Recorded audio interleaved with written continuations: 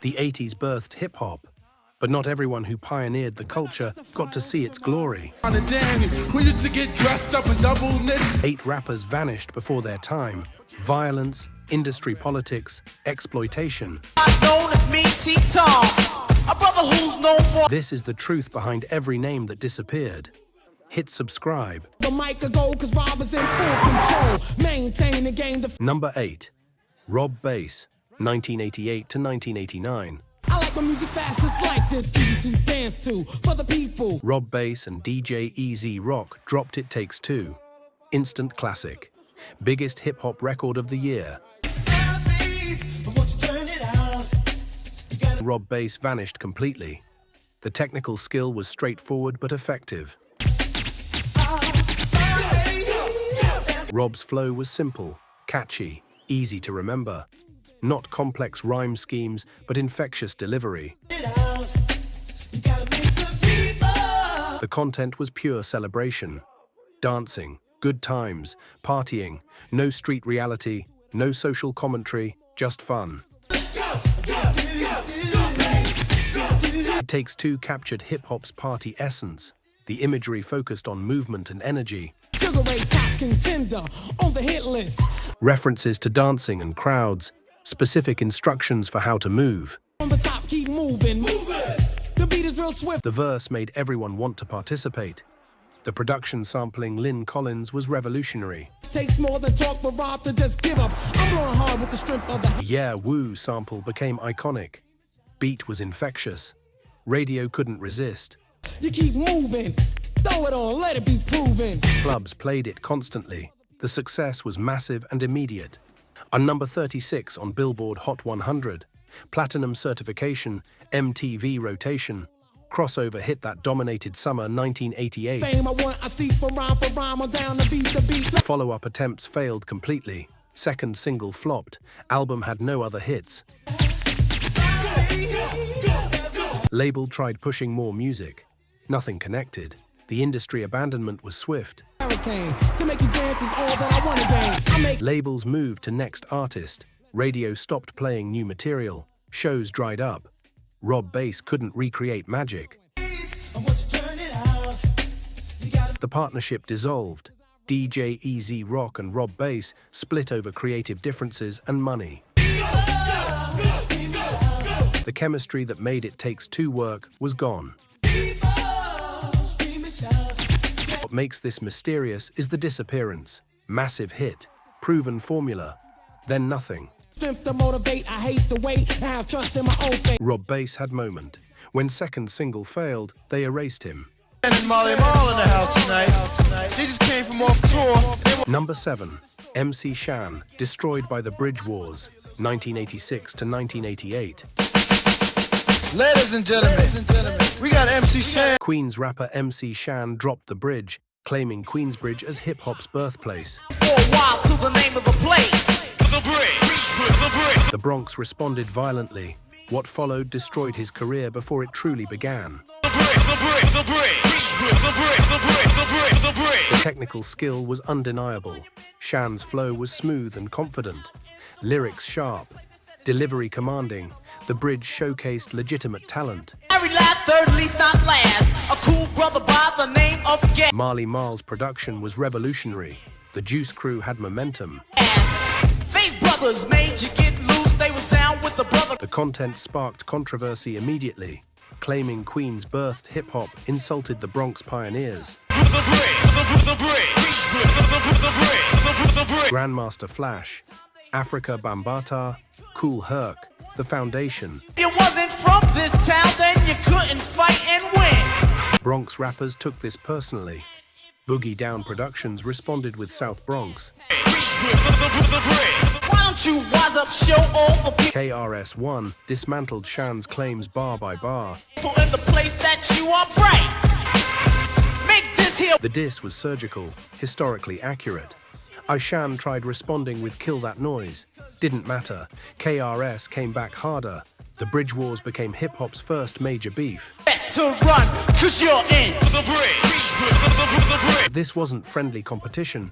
This was public execution. Every KRS response destroyed Shan's credibility further. He is the man who is known as Craig, the newest member out. The South Bronx collectively rejected him. The industry impact was immediate. Radio stopped playing Shan, shows dried up. Hard Molly Mall went and cut up plate. They used to rock it out in The momentum died. Marley Marl kept producing. Juice Crew moved on. But Shan's career never recovered from being historically wrong. the place where stars are born, and we are the only ones that can't be warned. Critics recognized the talent, but couldn't ignore the damage. They say, 'cause I will tell you the deal, you gotta go Being wrong about hip-hop's origins was unforgivable. The cultural lesson was clear. out by any place, any part of the world, and while I'm out on tour, keep Don't disrespect the foundation. Hip-hop remembers. Hip-hop doesn't forgive. What makes this tragic is wasted potential. dead dreams. Legitimate talent destroyed by one bad claim. Nobody fought for second chances. However you do it, however you may, don't ever listen to what somebody. If you're learning something new about hip-hop history, hit that subscribe button.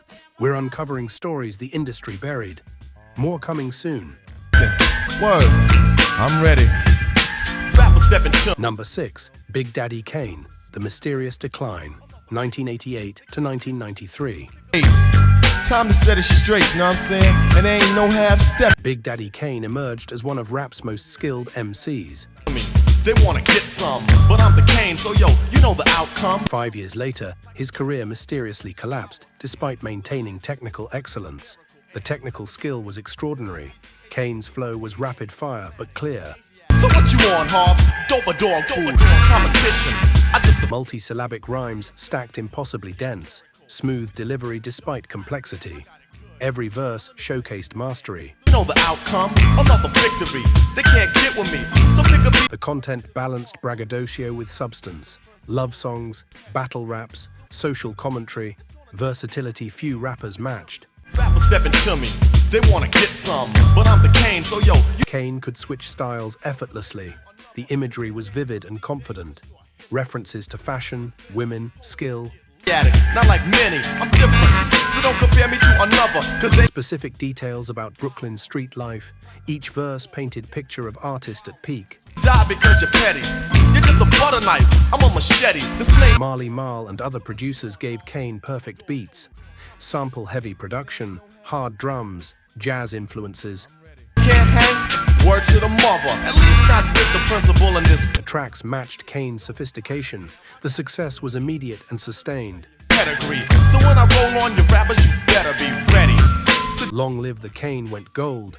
It's a Big Daddy Thing went platinum.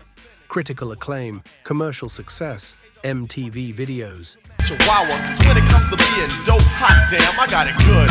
Decline started mysteriously. Album sales dropped. Radio play decreased. No scandal, no beef, no change in quality. Tell me, yo, that's a wrong move. So what you on, Hobbs? Dope or dog food? Labels lost interest. The industry shift toward gangster rap hurt Kane's style. His smooth approach seemed outdated. Asiatic, not like many. I'm different, so don't compare me to another. West Coast sound dominated. Kane's sophistication couldn't compete. The transition attempts failed. Competition, I just devour. Like a pit bull against a Kane tried adapting to new trends. Stripped down production, harder content, nothing connected. Original fans felt betrayed. lyrical. For you to beat me, it's gonna take a miracle. And step into me. What makes this mysterious is lack of clear reason. No drugs, no legal trouble, just gradual disappearance. To get him, well I got him. My mouth is an Uzi, and I shot him with a Number 5, Kool Moe Dee, destroyed by L Cool J, 1987 to 1991. Kool Moe Dee was hip-hop royalty. Treacherous 3 legend, solo star, then LL Cool J systematically destroyed his career through battle rap. bill. The boys only have a $3 bill, and this time I shoot. The technical skill was pioneering. Moe Dee invented speed rap techniques. Multi-syllabic patterns delivered rapid fire. Flow switched tempos effortlessly. Battle rap skills proven over years. The content balanced celebration with social consciousness. You came back with the stone cold plain attack. Your rhymes are weak whack. How can you? Party tracks, love songs, political commentary. Wild Wild West showed commercial appeal. Punk, now I'ma do you the way you should be done. Call you my son. Go See the Doctor addressed AIDS. The imagery focused on intelligence and skill. Talk about how your records went double platinum. With those lyrics, I laugh at. References to lyrical superiority. Specific disses toward inferior MCs. To do it, you got yourself into it, you egomaniac. I'm a brain. Each verse reinforced Moe Dee's veteran status. Up or shut up, get up, yeah, what up? Get on the microphone and get cut up. Production incorporated live instruments and samples. All Teddy Riley and others created New Jack Swing sound. Lazy Lemon, Little Logic, Lucky Leech, Liver Lip. Moe Dee bridged old school and new school. The success was substantial. How Ya Like Me Now went platinum. Grammy nomination, MTV videos. Laborious louse on the loser's list. Live in limbo, lyrical. Moe Dee proved old school could compete commercially. The LL Cool J beef started over perceived disrespect. Girl, you sound like Cheryl Pearl, and you wanna battle me on the microphone. Moe Dee challenged LL's claim as best MC. LL responded with Jack the Ripper, surgical dismantling. Moe Dee came back with Let's Go. LL destroyed him. Picture that, what a Kodak. I don't take no shots if you know that. Public sided with LL decisively. Younger, hungrier, Def Jam Machine behind him. Should've kept your mouth shut. You know what? You gotta say you're sorry. Moe Dee represented old school. LL represented future. The career never recovered. Radio abandoned Moe Dee. Shows decreased. Album sales dropped. Phone, leave that crack alone. Let's go. Being wrong in public battle was unforgivable. What makes this painful is unnecessary conflict. Moe Dee challenged wrong opponent. So what? You call me a punk. You wanna see who's soft? Put the microphone down. LL was rising star with label support. Moe Dee had legacy. LL took his future. That's battle rap truth. Number 4, Biz Markie, the lawsuit that killed hip-hop sampling, 1989 to 1991. Everybody ready to party? Come on, everybody. Biz Markie dropped Just a Friend, biggest hit of his career. A new joint. Everybody get out there and see. Even over here. Come on, get out. 2 years later, a lawsuit destroyed him and changed hip-hop forever. The technical approach was unconventional. Biz's flow was offbeat and playful. Not technically complex, but charming. Human beatbox skills undeniable. Don't you like when the winter's gone and The content focused on humor and relatability. Just a Friend told universal story. all of a sudden it start getting warm? The trees in the grass start looking Getting played by woman. Heartbreak with comedy. Everyone connected. The imagery was specific and funny. Details about catching girlfriend cheating. References to suspicions and denial. Each verse built story naturally. step together. I like Easter time with a game. When I little The production sampling Freddie Scott was simple but effective. Piano loop created melancholic mood. Drums kept energy up. Hook became instantly memorable. The success was massive. On top 10 Billboard Hot 100. Platinum certification, MTV rotation. Biz Markie became household name. candy. Back then it was like fine and dandy. We used to get dressed up. The lawsuit came from sampling Gilbert O'Sullivan's Alone Again naturally without clearance. Now, Buster, now, girls, have you ever Judge ruled against Biz, compared sampling to theft, ordered all copies destroyed. about the old happy days? All of a sudden the telephone The ring. industry impact was catastrophic. Every label immediately changed sampling policies. Submit and say anything you want, you gotta work hard for it. Me to die. Budgets skyrocketed for sample clearance. Independent labels couldn't afford costs. Had the right. Please don't make this breaking up a drum because Golden Age sampling ended. The career destruction was complete. Labels dropped Biz. the man was skeezing for a couple of days. Look gloomy and gray. Think of the Nobody wanted legal liability. Shows dried up. Radio stopped playing music. back for your forgiveness, and you know what that brings. Joy and happiness. The cultural significance was massive. Biz Markie lawsuit killed creative sampling. changed hip-hop production forever. Everybody knows. What makes this tragic is collateral damage. Biz paid price, but entire culture suffered. No two wrongs don't make it right. And if you do that today, they just... Sampling went from art to legal nightmare. One lawsuit killed Biz Markie and transformed hip-hop. We like to party, we don't cause trouble, don't bother nobody where. Number 3. Slick Rick, imprisoned in his prime, 1988 to 1991. Slick Rick dropped The Great Adventures of Slick Rick. You know what, yo peep this, la-di-da-di, we Master storyteller, unique voice, unmatched charisma. smile and enjoy yourself, cause it's cool when you cause a cozy 1990. Shot his cousin, imprisoned, career destroyed. to what we say. Big up, this type of happens every day. The technical skill was revolutionary. Slick Rick invented narrative rap, multi-character storytelling, different voices for different perspectives. Flow was conversational but controlled. That's the soap on my face, my hand on the cup, I said mirror. British accent made him distinctive. The content focused on vivid storytelling. Children's story became blueprint for narrative rap. Clean, dry was my body in here. I do want my Detailed characters, plot structure, moral lessons wrapped in entertainment. Hip-hop had never heard anything like it. stepped out my house, stopped short. I went back in. The imagery was cinematic. Every verse painted complete scenes, specific details about clothing, locations, dialogue. It's hard to get, so I said, what's wrong? She looked upset, she said, Listeners saw movies in their minds, and the storytelling was literary quality. it's like $1 million bucks to walk the ballet shoes, fly green. The production by Vance Wright and others gave Rick perfect backdrops.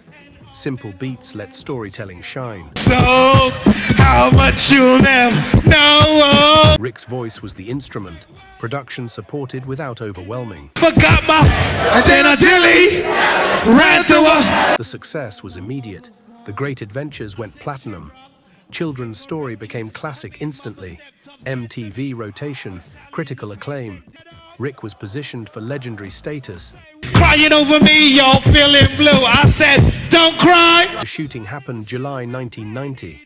Altercation with cousin. Walked into my old girl. Come on. This is a girl play. Rick fired shots. Attempted murder conviction. Sentenced to prison. Yo, what was I to do? She. Career stopped cold at its peak. The legal system destroyed everything. Prime years spent incarcerated. Music industry moved on. Somehow your words just hypnotized me, and I just love. Immigration issues complicated everything. British citizen, deportation threats. Here comes your mother with those two little guys. The industry abandoned him completely. No label support, no campaigns. Rick was erased while imprisoned. Cause you took your love away from me. And talent didn't matter behind bars. What makes this tragic is timing. Right at his peak. Slam the child on the hard concrete. Bitch was strong. Master storyteller silenced. One bad decision destroyed everything. Slick Rick invented narrative rap. Prison took his prime. Industry moved on. The best star rappers of the year, so sure yeah, scream bravo. Number 2. Doug E. Fresh invented beatboxing. Got nothing. 1985 to 1988. Doug E. Fresh and the Get Fresh crew dropped the show. Doug invented human beatboxing, revolutionary technique, changed hip-hop forever. Then label politics destroyed everything. The technical innovation was unprecedented. Here we go, come on, oh, here we go, come on. Created human beatbox. No instruments, just mouth, drums, bass, sound effects. Complete production from vocal cords. Nobody had done this before. The performance skill was electrifying. Doug's stage show was spectacle. Beatboxing live while others rapped. 6 minutes, 6 minutes, 6 minutes that you Crowd interaction, comedy, entertainment value unmatched. He made hip-hop fun. The content on the show was party music perfection. Slick Rick's verses, Doug's beatboxing, call and response. press your own. The chemistry was undeniable. song became instant classic. The production was minimal by design. And Doug was the production. His mouth created every sound. Slick Rick's storytelling rode perfectly over Doug's beats. Simple formula, maximum impact. The success was massive. The show went gold. MTV rotation, performances everywhere. What I say, all right? So we're gonna have some fun. Somebody say, oh my! Doug became household name. Beatboxing became fundamental hip-hop element. The label problems started immediately. Copyright disputes, royalty battles, management conflicts. Doug pioneered technique, but others profited. Legal system favored labels over artists. The industry exploitation was systematic. Doug created entire art form, got minimal compensation. But anyway, no more delay. Just check out the Slick Rick left for solo career. Get Fresh crew fractured. Momentum died. The career stalled despite talent. Follow-ups underperformed. Label support vanished. Slick Rick is on Slick Rick. Doug kept performing, but commercial success never returned. Pioneered but didn't profit. In a passing generation, I am a remainer and I'm also known as the beat. What makes this criminal is deliberate theft. Doug invented beatboxing. Industry took it, gave him nothing. Doug E. Fresh created art form. Industry stole it. That's the truth. Known by now, Easy does it. Number 1. Eazy-E, AIDS, Conspiracy and Industry Silence, 1987 to 1995. Eazy-E died from AIDS complications. 31 years old, 1 month from diagnosis to death. Hip-hop lost a pioneer. Questions remain unanswered. The technical skill wasn't about complexity. Eazy's flow was straightforward, aggressive, street authentic. Voice was distinctive. Delivery carried weight. He sounded like Compton. That was the power. The content revolutionized West Coast rap. Boyz-n-the-Hood introduced gangster rap to mainstream. Graphic violence, drug dealing, police brutality. Street reality with no filter. Eazy made it commercial. The imagery was vivid and confrontational. Specific details about Compton's street life. References to real situations. Real people, real consequences. Show them what time it is. Yeah. The authenticity was undeniable. Dr. Dre's production created West Coast sound. I-funk samples, hard drums, laid back but menacing. The beats defined the era. What you gotta say? Eazy's voice fit perfectly over Dre's production. The success was revolutionary. NWA became most dangerous group in America. Straight Outta Compton went multi-platinum. FBI sent warning letter. Controversy created sales. Eazy became millionaire. The AIDS diagnosis shocked everyone. March 1995. Admitted to hospital. Diagnosed with AIDS. Dead within weeks. Speed was unprecedented. Questions started immediately. The conspiracy theories persist. Eazy had enemies. Suge Knight, government surveillance. Rapid progression seemed impossible. Some believe he was murdered. The cultural impact was massive. First major rapper to die from AIDS. Forced conversation about HIV in black community. What makes this devastating is unanswered questions. How did healthy man die within month? Was it murder or negligence? Eazy-E built West Coast rap. AIDS killed him. Truth stayed buried.